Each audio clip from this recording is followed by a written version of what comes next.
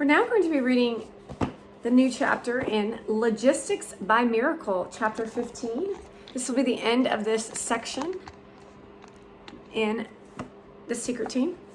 Historians attribute to Napoleon the statement that armies move on their stomachs. In actual practice, it may have worked the other way around. The army's stomach may have been what made the general move. When the great Genghis Khan captured and pillaged a city, his army ate well for a while. However, when the food began to run low, Genghis Khan was already looking for the next city to capture. Historians may attribute this conquest to a vast imperial effort, but objective analysis may reveal his sweeping across the cold and hostile land mass of Asia was due more to the need to feed the growing horde of men behind him than to any other one incontestable factor. It is logistics that permits armies to move. When the British army sat at El Alamein, holding the Rommel advance at bay, their failure to attack was more a function of logistics than it was a tactic. Montgomery and his great assistant Alexander knew all too well that once the army moved, it would be absolutely dependent upon a flow of supplies that must remain unbroken all the way to Tunis. They were not about to give the order to move until the flow of supplies was assured. When Patton broke out across the fields of France in his dash for the Rhine and the destruction of the German armies, his fate lay in the hands of General Lee, Eisenhower's logistics chief, more than it did in his tactile wizardry. And so it has been with the CIA. The important thing about the logistics system of the agency is not that it has so much and that it can do almost anything it wants with its horns of plenty, but that it has achieved this position without specific authorization and quite generally without the knowledge and approval of the rest of the government, especially Congress. The ultimate control over any agency of the government lies in the purse strings that are held by Congress, yet the agency grows and grows, and Congress seems to have little to do with it and to know little of what it has created. Of course, everyone knows that the CIA has a fleet of aircraft, tens of thousands of people, ships, and trucks, overseas facilities, weapons of all types, in vast quantities, and almost limitless funds, which is, by the way, our money, while people on Skid Row live on the streets and they buy airplanes and blow shit up and then manipulate us. Almost anyone, especially any member of Congress, can say, I certainly am aware of the fact that the CIA has secret overseas facilities. And another can say, I know that the CIA is mixed up with Air America, the contract carrier airline, in some manner or other. Another might add, I have visited overseas capitals and I have found that the CIA had a number of people there under cover assignments. And some other Congress might even say that he has heard that the agency gets plenty of money through various secret channels from other government sources. The agency likes to conceal the fact that it has so much under heavy security wraps, whether this fact are concealed for real security reasons or whether they are concealed simply to keep them from eyes and ears of Congress and of the American public is the big question. You should really ask yourself if a good person would do the photographs that were put in front of my face in mass quantities amongst the nation, and tell me if that's a good person. Tell me if that is a good person. Exactly.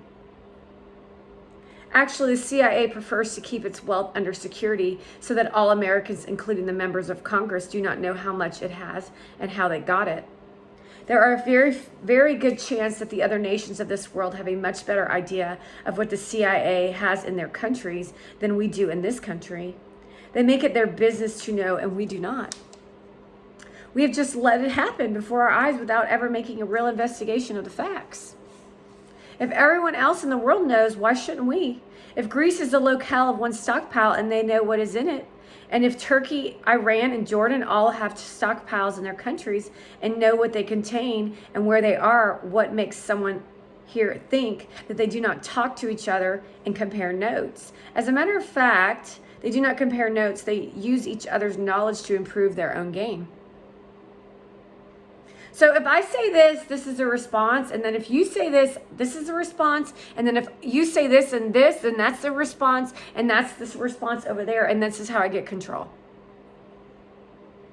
The only ones who don't know about the CIA has in Greece, Turkey, Iran, and Jordan are the American people and their representatives in Congress. So instead you allow Monovan to run the country alongside of a heathen known as Gary Vaynerchuk, who's from Belarus, not even born on the land here, in assistance with the Obama regime. While everyone sits by and says nothing. How interesting to attend another event in the senses of turmoil amongst the nation as you all look cool in your suits and your ties during the holiday season.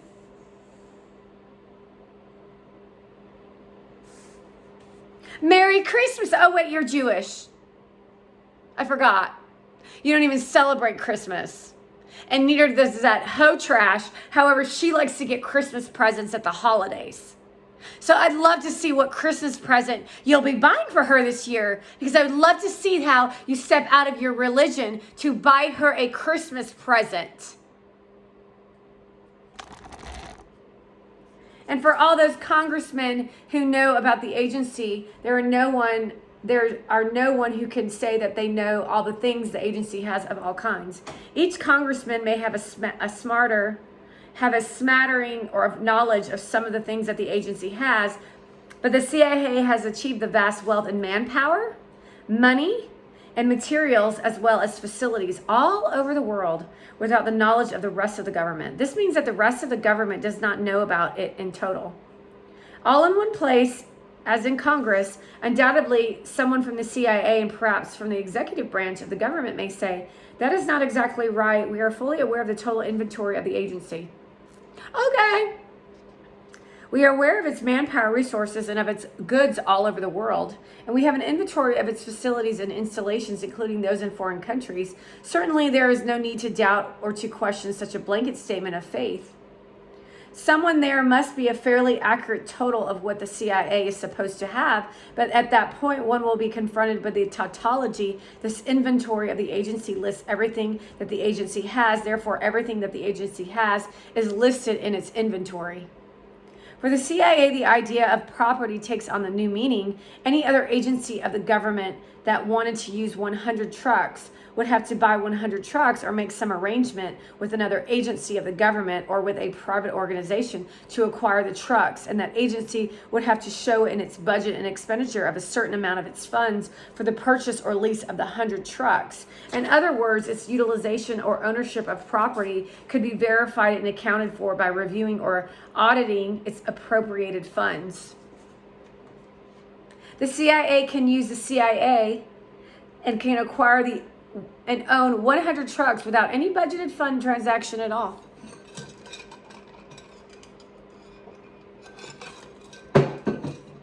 The CIA has the authority, or at least it has given the authority by other government agencies, to create cover organization within other parts of the government. This is one of the key tasks that the old Dulles Jackson Correa report set out for the agency. Having once created such units, the CIA is then able to use those units as though they were real elements of the covering organization and to do them with pretty much what it pleases. So if the CIA wants to use 100 Army trucks, it may have one of its Air Force cover units. It could use an Army unit, but it is easier to use cross-service channels to conceal such a transaction. Duly and properly requisition the trucks in response to this order. The Army will furnish and write off the trucks to the Air Force. However, the Air Force won't really know that one of its units, a cover unit, has acquired these trucks, so the Air Force will not pick them up in its inventory. The trucks are then in sort of a never land. Then they are owned by an Air Force cover unit that the CIA has the authority to direct, and those trucks will be used as the CIA wishes and for as long as the CIA wishes. There have been cases when the CIA turned around and transferred such property to another country in a sort of CIA map project all of its own.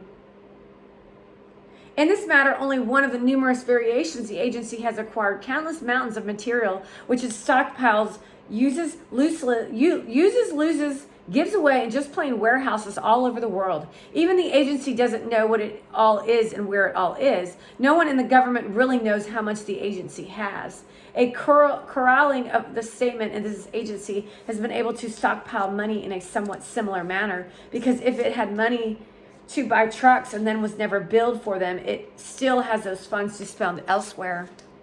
With these funds that the CIA has stockpiled for its own use, it develops areas beyond those in the realm of the military and other regular branches of the government. The agency has a wonderful little shop called TSS. Few know that TSS really means, but it probably means like top secret stuff. This shop makes all kinds of Jane Bond trinkets. It is a place where they design briefcases that will not burn. They will blow up if someone attempts to open them the wrong way, and that will put out long, spidery legs if they are released by the agent who is carrying them. And it is the shop that puts a full-blown tape recorder into a Zippo lighter case or a lady's lip rouge container. The TSS shop works on all kinds of unusual and very special weapons, and it works with chemicals that can perform all manner of special tasks. It is the finest bugging devices available and the very best debugging facilities. TSS goes out into industry and has things made without telling the people who have made them what their uses will be. At one time, for photographic purposes, the agency wanted to develop a brilliant floodlight that could be carried on the wingtip of an airplane in a pod. This light required so much energy to operate that the normal electrical supply of the aircraft could not ignite it properly.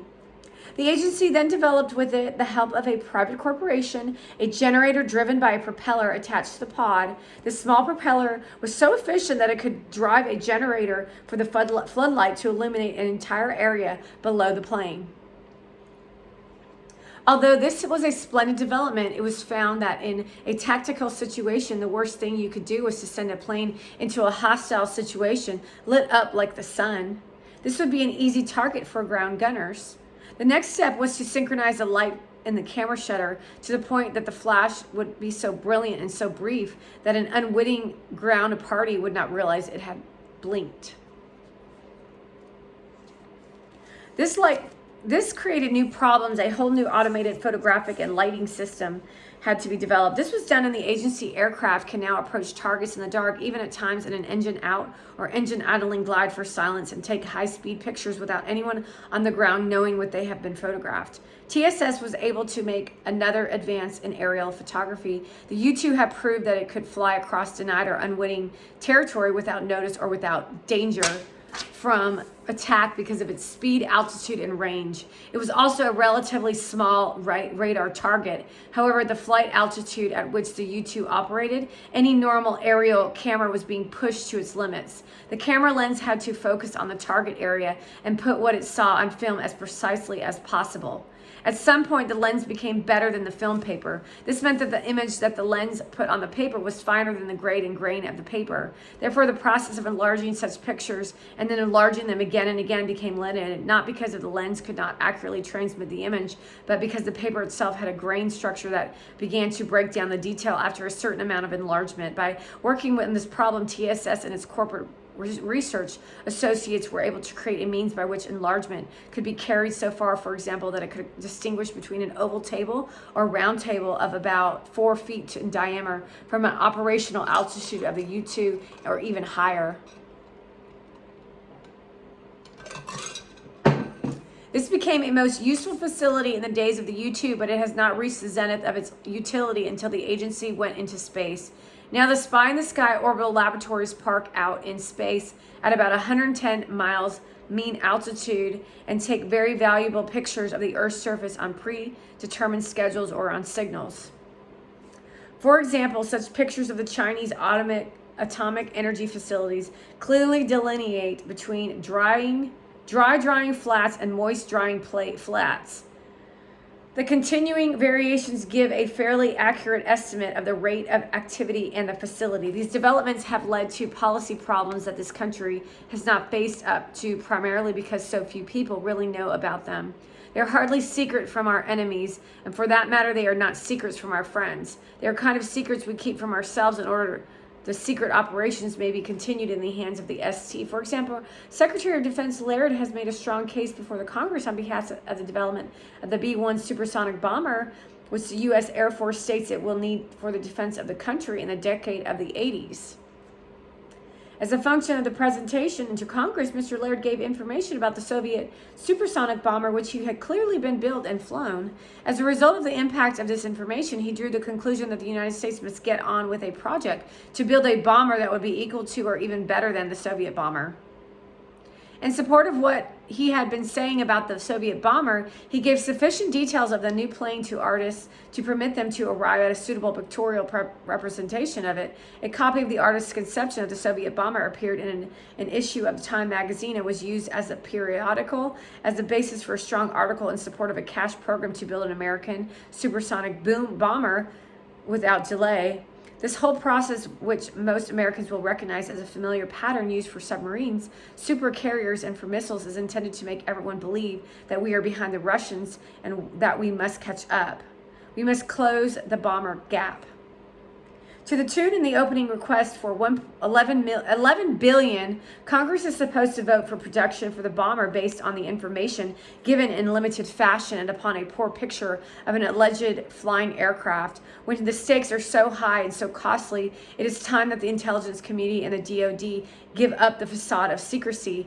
Everyone knows that the intelligence community uses camera of great ability and that this orbiting laboratories from which photographic canisters are dropped for recovery and development. And everyone knows that these orbiting laboratories take pictures of Soviet territory and any other territory desired. None of these things would have been done and these pictures were not excellent and if they were not getting an excellent product.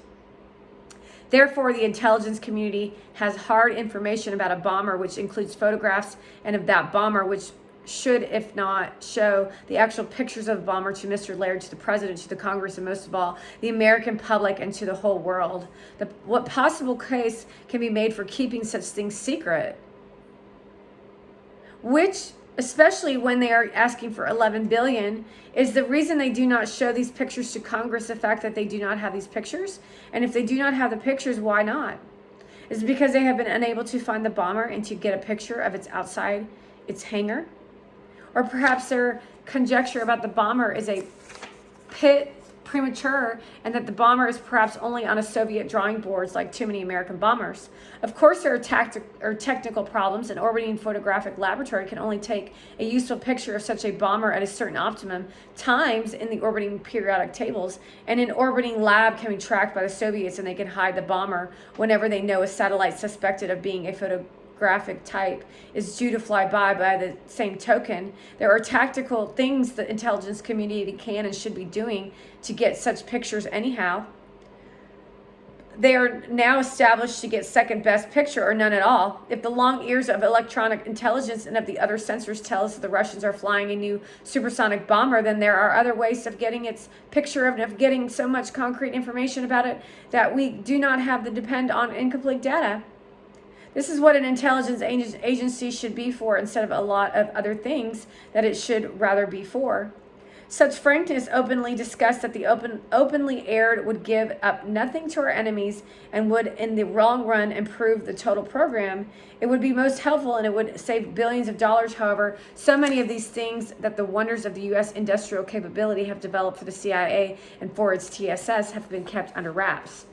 Not so much because some form of security has been established that makes this reasonable and correct, but because the security shield leaves room for maneuvering when the ST needs to create a story that intelligence for the time being perhaps cannot actually support. Furthermore, if the huge spy satellite program went to the brought out the open as a routine technical achievement, which it is, it might better be operated by NASA or one of the services than by an element of the intelligence community. Much which could be said that the merits of the TSS side of the agency, the ability of the intelligence community to develop truly remarkable equipment to extend to the reach of surveillance and knowledge of this, really magnificent. However, just as one would like to commend the community for having done something well, One realizes that the human factor has crept back in and beclouded the issue again by throwing an artificial barrier about these developments and by keeping them under wraps so that the controlling members of the big game may be able at one time or another to spring facts as surprises and other times to spring surprises with or without the facts. And no one anywhere will be in a position to know otherwise, including, as President Truman has said, the very president and commander-in-chief.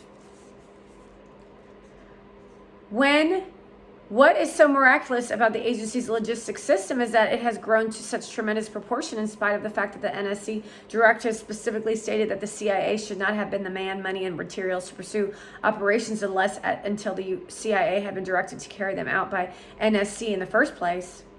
During the early 1950s, the Council was in the process of issuing a directive revision and an updating of the old NSCID 10-2, which would authorize the CIA to carry out special operations when directed by the NSC, and copy of the original draft of the directive used to be in the files of the Office of the Secretary of Defense and the paragraph that pertained to what might be called logistics plan of this directive, and been carefully and elaborately annotated in plain handwriting.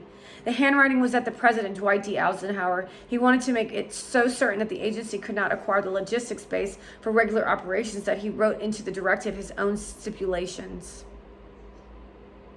When the final draft was published, these stringent stipulations were still there, and they required that whenever the agency was directed to carry out a special operation, it would be instructed as a function and the same decision of the NSC to request assistance from one government agency or another, and that this assistance would be granted from time to time and would not be kept by the agency for use of the operation to another. In other words, Eisenhower prohibited the CIA from stockpiling material for clandestine operations. This philosophy ran at cross purposes to the course laid down for himself or his agency by Dulles. Even though the brother was Secretary of State and his friend Ike was in the White House, he found his way to erode and get around the stipulation. His report has said that the Central Intelligence Agency should have the power to combine the secret intelligence function and the secret operation function under one official, the DCI. He was getting closer and closer to having authority to carry out special operations, but to go all the way, he must have the logistics. This is why the early war planning role of the agency had been so important, and then later why the Army Air Forces and Air Force Air Supply and Communications Wing COMSATs have proved too opportune. With ready resources such as these all over the world, Dulles never lacked for equipment, facilities, and personnel. On top of this, he was greatly aided toward the goal by the zeal and initiative of the services themselves. They practically fought with each other to see who could provide the agency with the most of the lowest cost or nothing at all. It was the latter phase of the developments that moved the CIA into the position of the sufficiency. By the time of the mid-50s, so many military men had been rotated through the agency that they had been retained as ardent disciplines of Allen Dulles and the military services were shot through the men who were even more zealous for the CIA than some of its own people were able to be.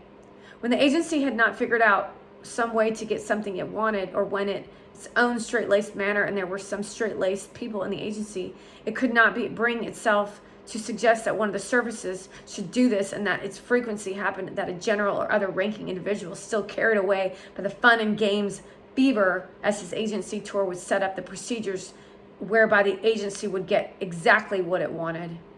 In a sense, the whole YouTube program was an outgrowth of such zeal, gradual and with a security concealed movement, and the agency advanced towards its goal, and the glacier-like progress with its reinforced through the assurance that the relationship with the DoD and the CIA would never lack the logistics support. During the latter part of the 50s, the agency began to set up storage facilities of its own in many countries. Most of the equipment was labeled for war plan directed utilization and was otherwise concealed as a military property. By 1955 was ready to try the big game, and by 1955 knew that it had the equipment to move out. The directives had not been changed in the suspect. No one noticed the movement of the glacier as it slid along through Dulles' inspired goals, and by 1955 the agency was more than the CIA. By that year, the quiet intelligence arm of the president had been diverted into a vast operational organization, and its direction had passed from the limited control of the DCI to the ST. I wonder what the secret operational functions are, because he never says that. He never says exactly what that is, which is exactly what I've told you what it is. The CIA, some examples throughout the world. The Cold War. The Ferric Cambert Gambit. The fear gambit.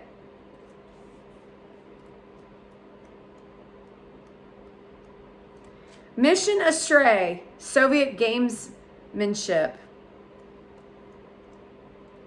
Defense, containment, and anti-communism. I would say that the secret team is pretty communist. And that would be the CIA. The new doctrine, special forces, and the penetration of the mutual security program.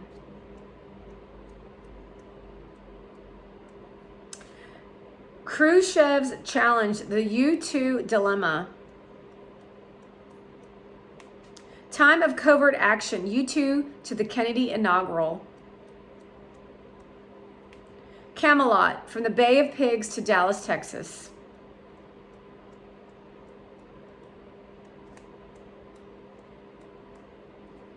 Five presidents, nightmares we inherited.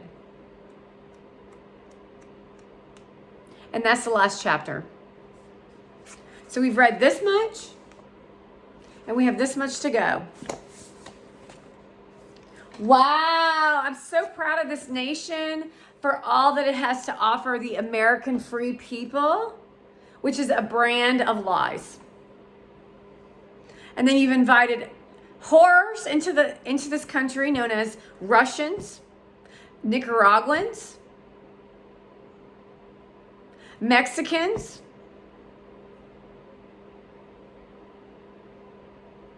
Iranians, Middle Easterns, Africans,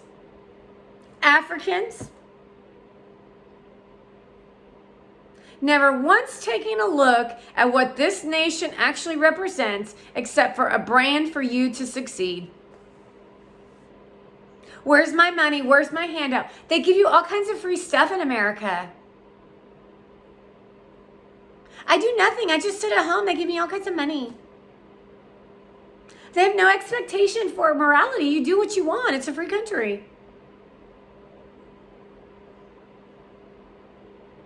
You want to abuse people? Go for it. It's a free country. You want to steal shit? Go for it. It's a free country. You want to be a total bitch and violate millions of women like Reese Witherspoon? Go for it. It's a free country. You do what you want. You want to be abusive to men? It ain't you. It's the man. America. You don't want to work? Just find a man with money. That's America dream. That's the American dream.